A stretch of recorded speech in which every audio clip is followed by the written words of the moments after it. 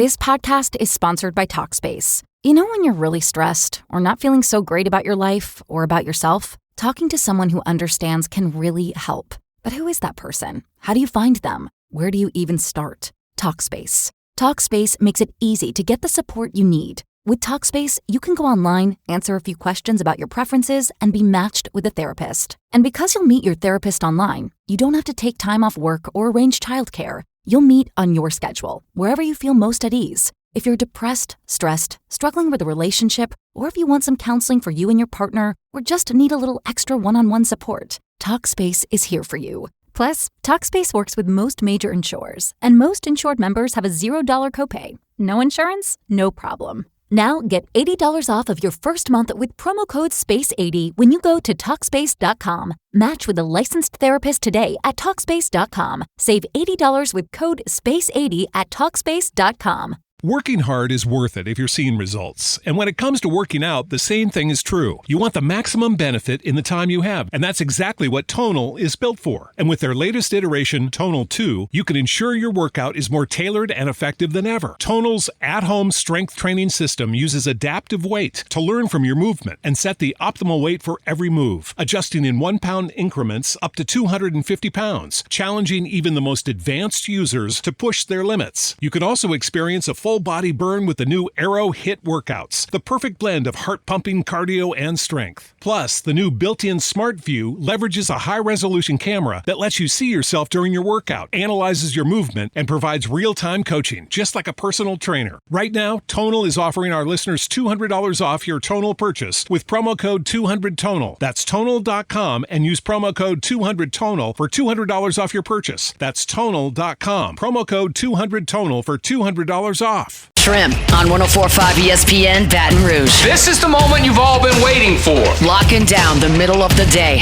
Live from the Mercedes-Benz of Baton Rouge studio. This is Hunt Palmer.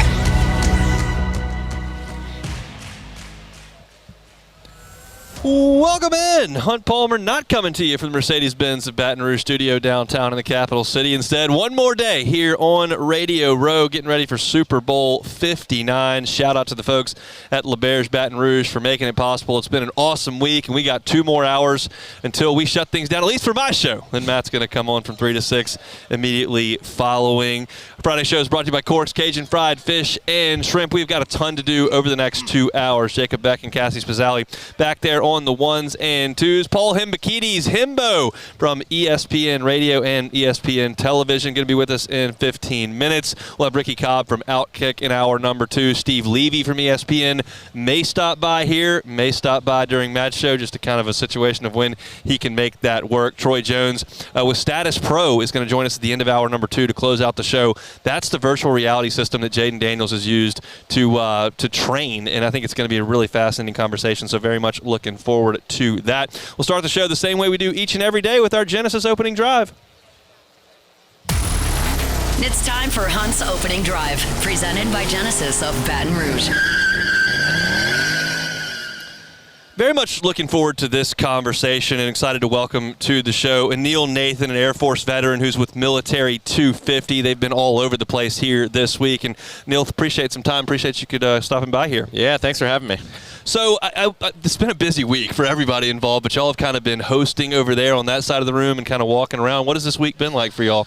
Yeah, it's been great. I mean, it's been awesome to be back in New Orleans. It's been a few years for me personally, and but the city has been fantastic. We've been here the entire week, like you were saying, and yeah, I mean, Radio Row, it's obviously a spectacle in and of itself, and it's, you know, sightseeing and people seeing and all that type of stuff. But yeah, we've had a great week so far. Got to have a lot of really great conversations, both, you know, talking to folks about Military 250 as well as kind of learning about what they're doing. And so, yeah, overall, I'm very, very happy with how the week's gone. Let's do that right off the top. Tell us about Military 250. Yeah, Military 250. So, you know, a lot of people don't know this, or at least it's not top of mind, but this year is actually the 250th birthday of the Army, Navy, and Marine Corps. So obviously most people know next year is the 250th birthday of the country, but the year before, 1776 and 1775 is when, you know, the Army, Navy, and Marine Corps were formed. And so obviously a big milestone for our country, for those service branches, and also for everybody who has served honorably, men and women, you know, for generations now in this country. And we're an organization of veterans and military family members, and our goal is to kind of take advantage of the focus and the celebration around the 250th birthday of these services, and use that as a means of, the way we say it is, honor service through service, right? So trying to spread the word to the veteran and military family community, as well as Americans writ large, about ways that they can honor the service of the 250 years that have come behind them to actually serve their communities and country in new ways moving forward.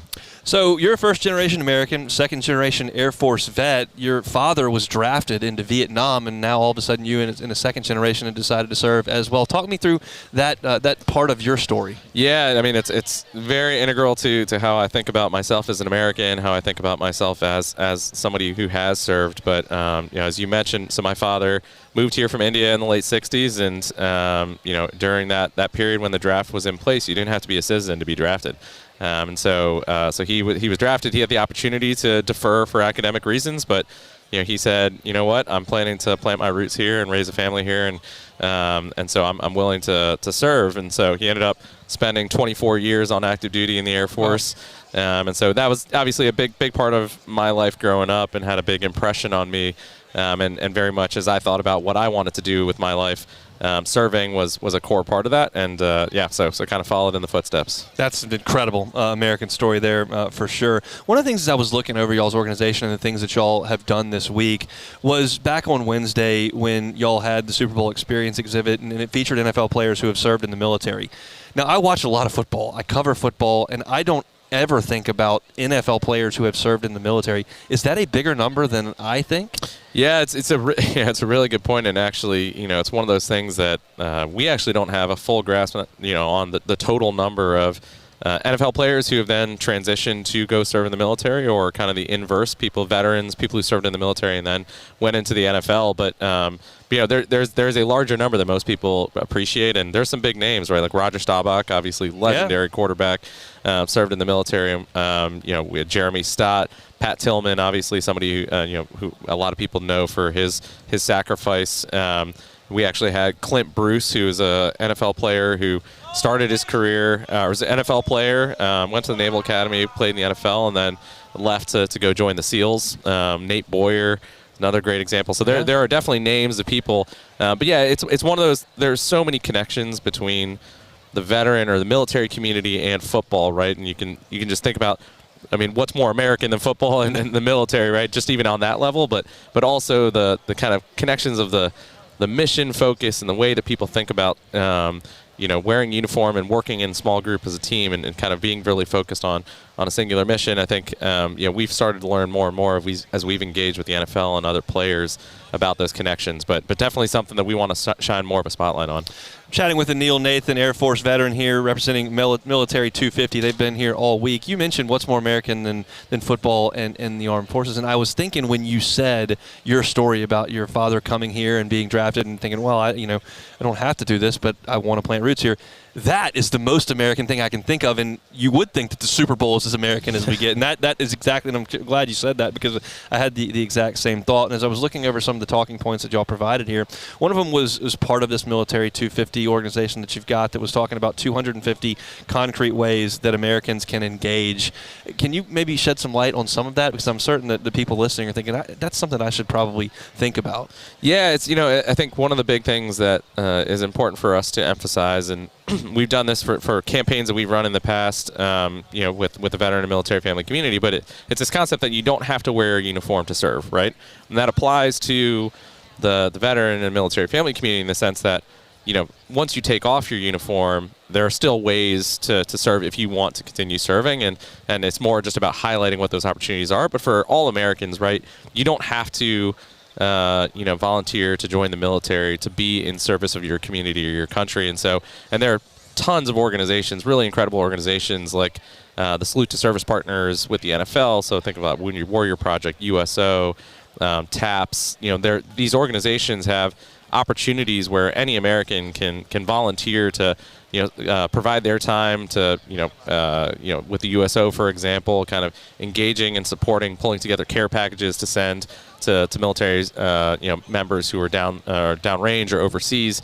But even things like volunteering at your local soup kitchen. It doesn't have to be military related. I think those are the things that we just want to bring it to everybody's attention, that there are very small things you can do that have a really big impact when we all do them together. And so that's part of the concept of these 250 actions is let's just put a bunch of opportunities out there for people to, if they see it, maybe they'll say, you know what, actually, I'm going to sign up. I'm going to find an opportunity to take advantage of that. Tell me about the Vet the Vote initiative. Yeah, Vet the Vote was a campaign that we ran in 2022 and 2024 that was focused on recruiting veterans and military family members to serve as poll workers. So a lot of people, I think it's become more and more part of the understanding. But for elections to run freely and fairly, you need citizens to volunteer their time to actually check in voters and help make the process run smoothly. And that's been an increasing challenge to fill those roles, especially after COVID. Typically, you think about it when you go vote, you think of kind of the old ladies that in your community, right? And they've done it for years and years because they feel a sense of purpose around it, and it's an incredible service to the community. But obviously, we need a new generation of people to step up to continue to work elections. And so, from our standpoint, it was what better community is there to tap into than the veteran and military family community, who are clearly patriots who have served their country before. Let's create an opportunity for them to do that again. We had an incredibly successful campaign last year in partnership with the NFL, NASCAR, NBA, a bunch of other organizations. We recruited over 163,000 people to sign up. It was kind of proof that this belief that we had that if we make the call to action known, that the veteran and military family community is going to step up to serve again, and that's what we're trying to do here with Military 250. That's fantastic. Who are some of the folks that you've had a chance to sit down and talk to this week? Let's see. I got a chance to talk to Chris Myers, legendary sports broadcaster, who actually I didn't know this until we chatted, but his dad was on the beaches of Normandy in World War II. Wow. So incredible kind of story of service there.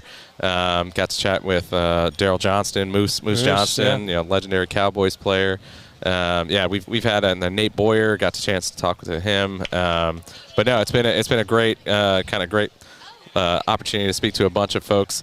We didn't get a chance to speak to him. Actually, we spoke to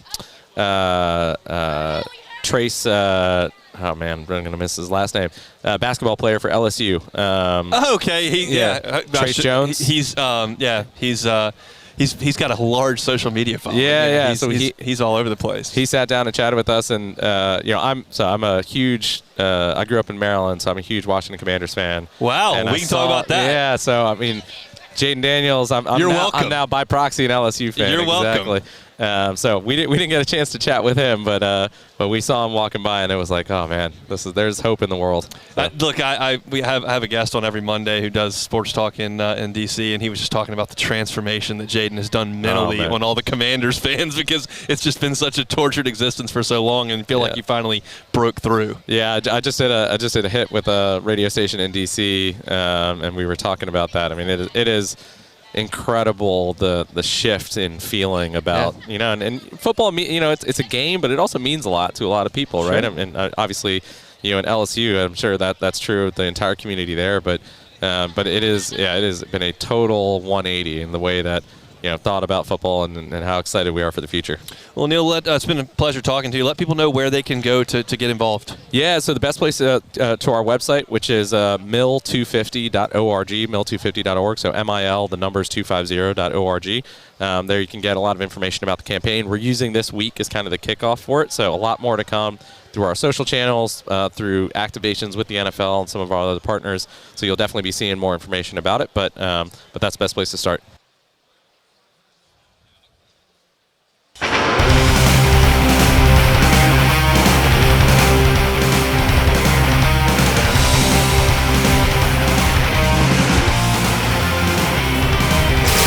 Listening to the Hunt Palmer Show, brought to you by Quirks, Cajun fried fish and shrimp.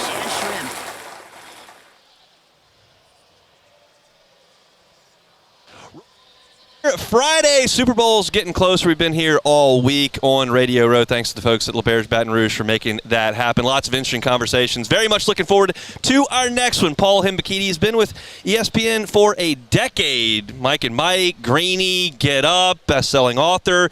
Name your choice, whatever it is. You can find him a lot of different places, better known as Hembo. We appreciate some time, man. How are you? I'm doing great. It is a pleasure. I'm a lifelong Eagles fan.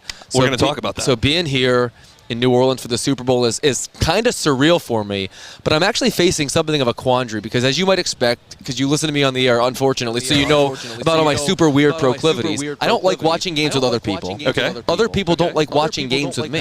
Am I just going to watch the Super Bowl in a hotel room by myself? You're going to be here. I'm going to be here because we're doing Get Up on Monday. Okay. So I'm spending the weekend here. I've already I got my know who you work for. You can't get in the game? I can't get in the game. I mean, look, Fox has the game this year. Correct. They don't just give away ESPN people credentials, all right? Us lesser thans, right? Okay. They're not doing that, us peasants. So I'm going to have to watch the game on TV, just like everybody else, and I have to figure out exactly how I'm going to do that. So that is a quandary that I'm facing this weekend. We got some time. You got a couple of days. I I want to say, so you have spent the last few years, Sneaky Hembo Trivia is one of the segments that y'all do on various shows, and you've been attempting to stump ex-athletes, journalists, experts. That's kind of one of your things.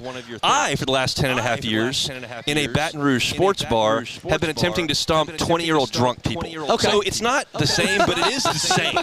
So I want to hear about what your favorite kind of resources are to look up trivia questions. Like, I'm like a baseball reference. I'm not afraid to say every once in a while I'll dip into the Wikipedia zone. But, like, do you have, like, an ESPN stats department that really helps you? How do you get those questions? Help me with this. So first of all, I'm glad to hear that you don't ID down here for all these 20-year-old drunks at the bar. So that's a good place to start. I didn't even think anything of it when I said that. Not even a thing. I pick up on all the stupid things. So God's honest truth is that I don't really have a system. Okay. Everything just occurs to me. Everything just comes to me. And when you've done this as long as we have, you obviously know often where to start. So this week it couldn't possibly be easier. I'm asking fairly generic historical Super Bowl questions. But what I always like to ask myself is, what kind of question can I ask that is as easy as it could possibly be and they still get it wrong? Because obviously I could ask some or any obscure question for which the answer is somebody in Super Bowl VII that you've never heard of. But that's not interesting. Like, how am I going to best serve the audience? In the end, stumping Dan Graziano or Rex Ryan or Dominique Foxworth is fun. But we're serving our audience. We're not serving our talent. So what I like to do is ask questions that the audience has a genuine chance to get right themselves. I want to ask a question for which, if they don't know it, they can formulate an educated guess based upon 5 minutes of deductive reasoning. I can't tell you how many people know me because of that one single thing, that Get Up trivia question where I get 15 seconds of airtime every single day. I want to know who is your biggest nemesis. I hate Dan Graziano, burning passion of 1,000 suns. He is an absolute assassin. So I am not exactly like the kind of encyclopedic person that people often think I am. Like, I can't rattle through all 120 World Series champions in my head. Like, my strength is research. I can find anything that you want. But I don't have that kind of recall the way that he does. Dan Graziano can retain a piece of information from 50 years ago, and it will never leave him. And so he also has the ability to deduce exactly like why I'm asking it and where I want him to go, and then he zags the other way. So that guy is an absolute Martian. So of all the people that I try and stump, he by far I hate the most. Is it easy to get Greenberg? It is not as easy to get Greenberg as I'd like it to be, certainly. Greenberg is actually much stronger when it comes to questions in the 70s and 80s, because I don't know if you're anything like me, you remember things so vividly from your more formative years, whereas things like games that happened last week or 3 weeks ago, I ask myself, wait, that just happened 3 weeks ago? But if you ask me to recount something that happened in the 2008 World Series, when I was a lot younger and I had the ability to retain information more as I'm building up my encyclopedia, it's always easier for me to look back, and so Greeny's no exception. I ask him something about the 1978 Steelers, he nails it. I ask him something about the 2023 Niners, and he misses it.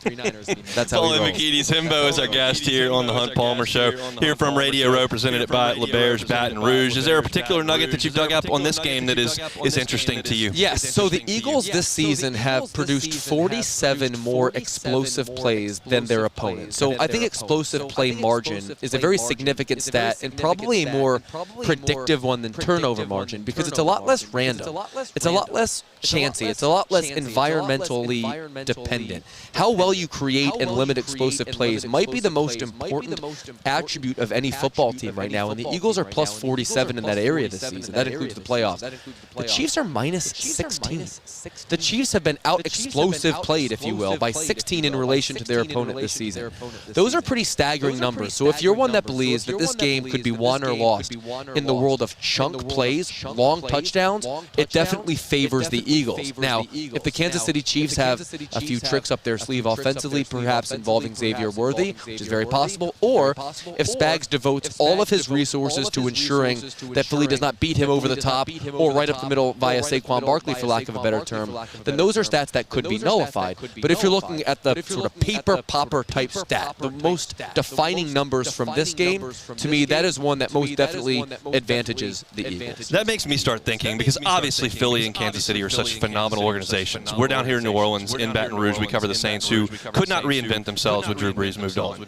The Chiefs were the most explosive team anybody had ever seen 5-7 years ago, and now they're kind of plod along and play defense. Philly was ground with Jalen Hurts. They obviously had Saquon Barkley. Now they're more explosive. They reinvented themselves. The Saints are searching to do that and can't do it. That, to me, that's what it says to me when I hear you give that statistic. These are organizational success stories. So the Kansas City Chiefs can beat you however you want to lose. The Philadelphia Eagles signed Saquon Barkley and changed their identity. They entered the Super Bowl with more rushing yards than passing yards.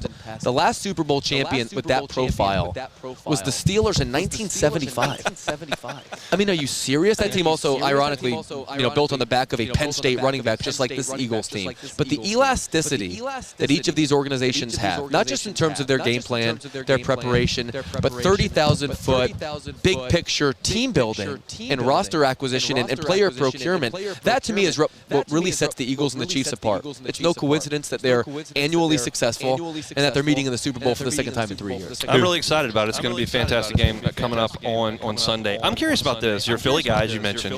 I want to know the city of Philadelphia's feelings toward both of these head coaches today. Give me that, because I'm fascinated by the Sirianni thing, where he had a bad month last year. Andy Reid was good there, but not good enough, and he leaves. What do they think about both of those guys? So the answer to this question is very complicated. We'll start with Andy Reid. I think everything changed when the Eagles won the Super Bowl in 2017, when Doug Peterson beat Bill Belichick. That was the proverbial monkey off of our back. The Eagles had never won a Super Bowl, ever. So this in 2017, so the Eagles go to the Super Bowl in 1980 and lose. The Eagles go to the Super Bowl in 2004 and lose. The Eagles go to 4 consecutive NFC Championship games with Andy Reid. They enjoyed immense success with Andy Reid. But when he left, he was not viewed as the coach he is now. And for the people that argue that Philly was stupid to let him go, or that they would have been better off retaining him and continuing to sort of grind through that sort of down period, they're dead wrong. Andy Reid would never have become this in Philadelphia. In fact, I think the fact that Jeffrey Lurie hired Doug Peterson, who won a Super Bowl, hired Nick Sirianni, who might well win a Super Bowl and has been to 2 in the last 3 years, is another sign of organizational success. That guy's uniquely good at hiring head coaches. And even though Nick Sirianni is, we'll call it, a highly successful head coach with a really bad publicist, the city of Philadelphia does identify with him. I don't think we love him, but we do like him in large part because he's a lot like us. We see a lot of ourselves in Nick Sirianni, who acts like the village idiot, but behind closed doors, the players adore him, and he is not afraid to be the bad guy. My favorite thing about Nick Sirianni is that this year he has decided, I don't have to pretend like I'm the smartest man in the room. And there are way too many coaches in the NFL that try and prove that week in and week out.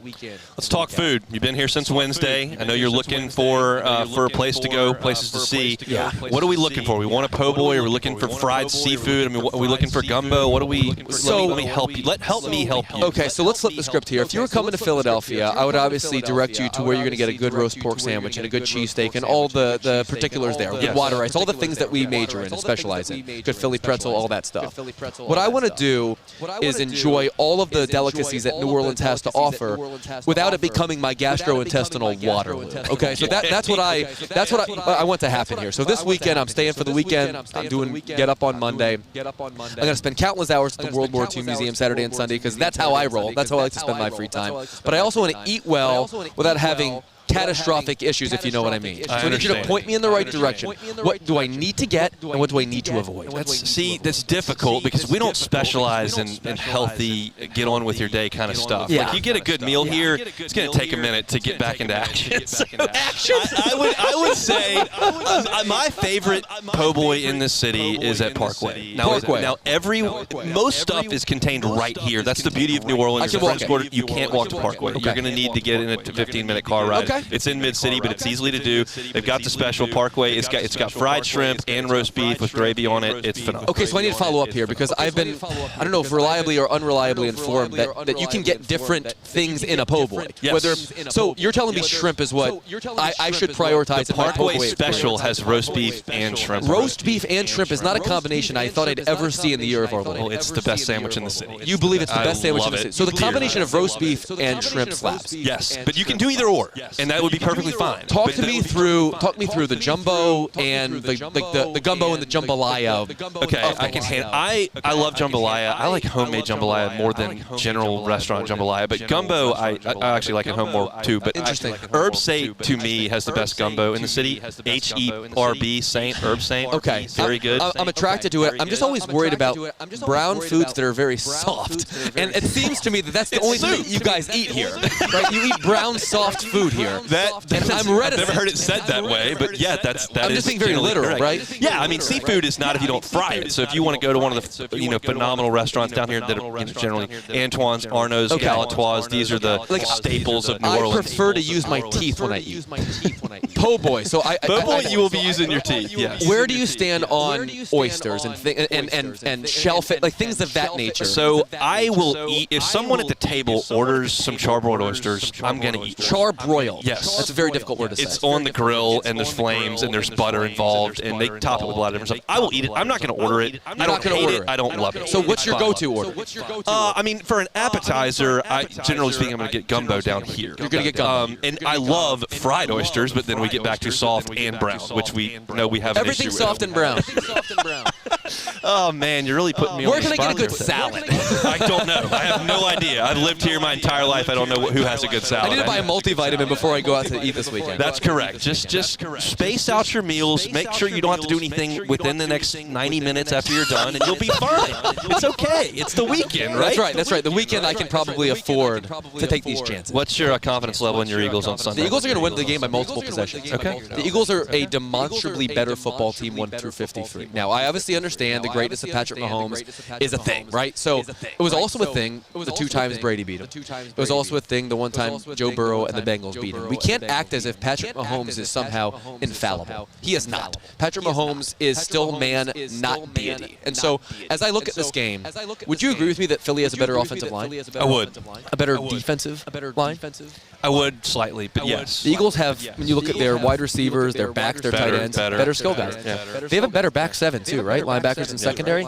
So you're just going to sit here and tell me that if the Kansas City Chiefs are going to win this game, it's going to be because of coach and quarterback. That's a perfectly fair argument. But to me, that's not football analysis, right? That's not a circle that I can square personally. And look, even removing my biases, and by the way, I am a Negadelphian, so I typically pick against the Eagles more than consensus do because I'm really close to it, and I'm that kind of fan. I don't see a half, empty glass. I see a shattered glass every time the Eagles win a game, right? Mike Schmidt once said, Philadelphia is the only city where you can experience the thrill of victory one day and the agony of reading about it the next.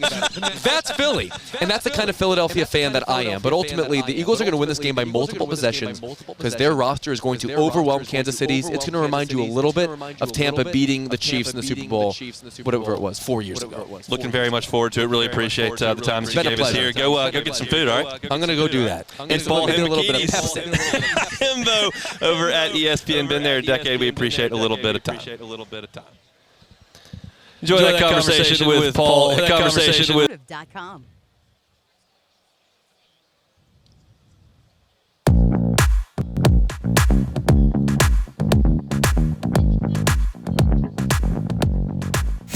This is the Hunt Palmer Show, brought to you by Quirks, Cajun fried fish and shrimp.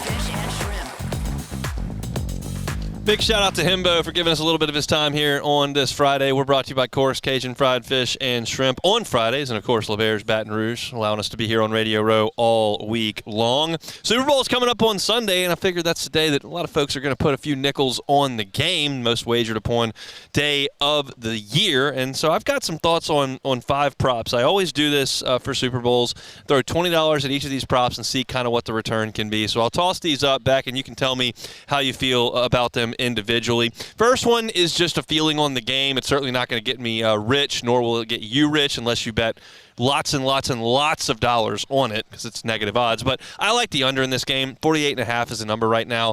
I think these defenses are awesome. I don't think that the Eagles are going to be able to break off the explosive plays they have a lot of the season against this Chiefs defense. And I think the Chiefs have shown they're not very explosive. So I think these drives are going to take a long time. I think the Eagles are going to run the ball. And I like under 48.5. The line on that's minus 110. So $20 only wins $18.18. But I like the under. Beck, how do you feel about that?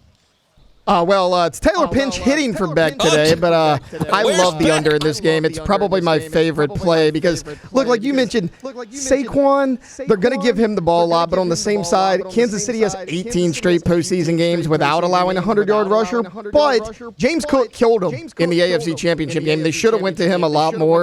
I think that's what Philly's going to do. I think Hurts is continuing to get healthier and healthier. I think they're going to run the ball a lot. Yeah, the under in this game for sure is the play. All right, I got a second one here. The octopus, which I learned about today. I think this is a new betting term because everybody goes for 2 all the time. If you score the touchdown and you are the person who converts the 2-point conversion, that's called an octopus. If somebody does that in the game, you get plus 1,300 on it. I can bet $20 to win $260. I got a mobile quarterback in Jalen Hurts who could do it with a tush push and a run. I got Saquon Barkley who could do it. I got Mahomes who could throw to Kelsey. I like the chances that somebody could do it at the plus 1,300 odds. So give me $20 to win $260 there. How do we feel about it? I like it, but I don't know if I'm going. I don't know if I'm going Hurts or Mahomes because I don't know if your odds are that great with them. I'll tell you who I like for this: Xavier Worthy. They throw it to him a lot, but they also give him a lot of end arounds and short yardage situations. I like Xavier Worthy for the octopus. We'll see. $20 here on players to throw a pass. This is the standard in the Super Bowl. You have 2 weeks to prepare. Somebody puts a trick play in where somebody throws it another time. Your odds are only plus 160, so $20 to win 32 on that. But if you get a quarterback hurt or you get a trick play, this thing hits. That's why the odds aren't super good. But I like over 2.5 players to throw a pass. This one I don't love as much. It's a bit of a hedge against the under, but it's got good odds, so I'll take it in case my underplay doesn't hit. Each team to score a touchdown and a field goal in both halves. That is plus 1,400. So if I throw $20 at it, 280 are coming back here. Again, I don't know that I love the bet, but if I'm putting together a package here, I think the fact that I can hedge against my under is good on that one. How do we feel about that one, Taylor? I love it. I mean, the field goal touchdown, I believe that's happened in each of the last 2 Super Bowls, touchdown field goal by each team in each half. I won on it 2 years ago. That is one of my favorite plays as well. And then I just thought these odds were remarkably long based on the personnel here. $20 to win $400 for the longest rush of the game to come from Isaiah Pacheco. I know he's not their starting running back, but he's going to get like 6 or 7 carries plus 2,000? Like, that seems like a ridiculous odds for 20 to win 400. So I'll take Isaiah Pacheco for the longest rush of the game. I realize Saquon's probably going to get that, but I'll take a running back with a propensity for big plays plus 2,000. That sounds good to me. Yeah, and what you mentioned, it's got to be the Saquon aspect of this, right? Like, he's busted off 60, 70-yard runs in the playoffs. Yeah. But to your point, like, he's their starting running back. Kareem Hunt hasn't really been a big home run hitter for him either. And, I mean, I mentioned Xavier Worthy earlier, but he doesn't get a ton of carries. I mean, that's going to be pretty good odds for Isaiah Pacheco. I'm trying to see if I can go back and see what Saquon's I can't see what the odds are for Saquon to be the longest rush. I'm sure it's probably minus or plus 110 at the very most. Plus 2,000 Give me all that for Pacheco. I love that. So my 5 plays here for $20 a piece, under 45.5. Player to get an octopus plus 1,300. More than two players to throw a pass plus 160. Each team for a touchdown and a field goal in each half plus 1,400. And then Pacheco longest rush plus 2,000. All right, those are my plays for the game coming up on Sunday. That I do literally right in front of you. I mean that's. You're listening to The Hunt Palmer Show, brought to you by Corks, Cajun fried fish and shrimp.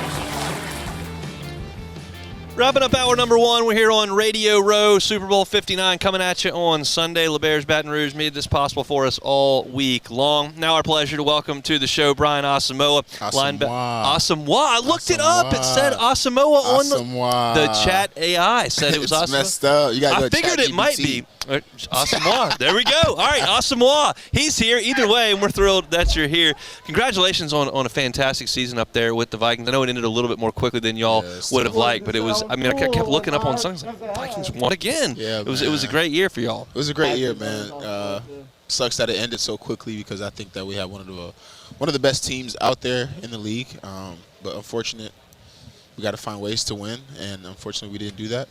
So we're local in Baton Rouge. Yep. We're partial to Justin Jefferson. I'd imagine for you, an Oklahoma Sooner on the 2019 team, that you like it when he's on your team in purple and gold instead of looking across the sideline at him. No, can you imagine, him and what he did that game to just him doing what he's doing now in the NFL is crazy. Like, he's an unbelievable football player, and playing with him is unbelievable, man, because I get to go out there every Sunday and just see what he does, and it's going to find ways to help the team win for sure. He's fantastic. You obviously played in college with Jalen Hurts, who's got a chance on Sunday to do something really, really special. Could you see that in him in college? Yeah. I always tell this story. After Jalen Hurts' first game as an Oklahoma Sooner, I saw him in the weight room at 9 p.m. after the game, getting some work in. So I knew the work ethic was always there, and I knew that Jalen Hurts was going to be special because of how he carried himself in the facility, in the building. He was a well-respected individual because of the work he puts in every single day. And it won't be no surprise or no shocker to see him go out there and achieve something that, he's been there before, and he knows what it takes. So he's got to go out there and beat the champ. His story is incredible, just from what he went through at Alabama, being replaced in the national championship game, having to come back in the SEC championship game, and they came so close a couple of years ago. He'll get another shot at it here. I want to talk about a couple things that you're here discussing. Flag football coming to the Olympics, and you're involved with the Ghana flag football team. Yes. Your parents from there. You spent a year there, as you told me off the air. Tell me about it and what's your involvement there. Honestly, this is an unbelievable opportunity that I'm extremely excited about. Let's talk about flag football in general. Flag football is a growing sport. It's growing globally. So, in doing so, I was able to create a flag football league in my hometown, Accra, Ghana. I have a U14 league full of 10 teams, and they're just competing against each other and finding ways to, help make each other better.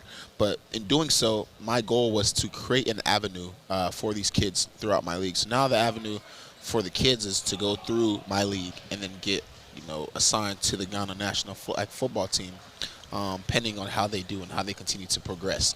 But having the chance to spearhead this mission and be the general manager of finding a team, creating a team, finding a coach, and doing all this, man, it's exciting because this is going to help the kids, man. This is going to help the kids have equal opportunity to achieve their dreams and their goals and aspirations of what they want to do in life. Is this the first time kids in Ghana have seen a football? I mean, I would have no idea. It's growing. So I was there 15 years ago. Right. I grew up there for a year at the age of 10, right? So when I talked about American football, or I said football back then, they were like, no, there's no such thing as football other than soccer. Soccer, yeah. So just to see the transition and how it has grown exponentially to where it is now, it is unbelievable. And the sky is only the limit to see how far this thing can go, and I want to be the one to put it in my hands so that this is continuously growing and these kids have opportunities. Tell me about who's coaching, because this has got to. I mean, this is not like a high school in America. You got to get people to go there that know what they're doing. Yeah, this is a very detailed thing that we're trying to orchestrate. We are actually finding the coaches right now, putting coaches through a process of interviews. But again, this is not something that's easy. This is something that is going to require a lot. And the thing that we need the most is fundraising. We lack funding right now, and that is a way to help this thing grow. If you're all about, the growth of sports, if you're all about, the equal opportunity, right? Like, let's help these kids have an opportunity because the skill set and abilities are there. They just lack a platform. Right. So, man, if you want to help me, man, let's donate to my foundation, BrianAsamoah.com, and go to my fundraising link. You'll see it on there, and donate however much you can, however much you have, man. Donate to seeing these kids have equal opportunities as these kids in America, and showcase their real, true, God-given ability, which is ridiculous. You spell Asamoah there, Asamoah. Yes. What's next for Perfect, you? Brian, There yes. you go. What's next for you, NFL-wise? What do you need to work on, and what's next for the Vikings next year? Going into my 4th year, we know how important that is. Just another year of growth. Clean up the simple fundamentals. I think, going into year 4, man, you got to know your responsibility. And luckily, I'm in another defense that, I've been able to be in now for a 3rd year. But no, just cleaning up the mistakes, doing what I do best, and is just flying around, making plays within the scheme. And you'll see, God willing, I'll be having another great season. Sounds awesome. Give me a pick on the game before you get out of here. I know that you're familiar with both of these teams. Yeah, it's kind of tough. It's hard to bet against Patrick Mahomes. I did it last year, and he found a way.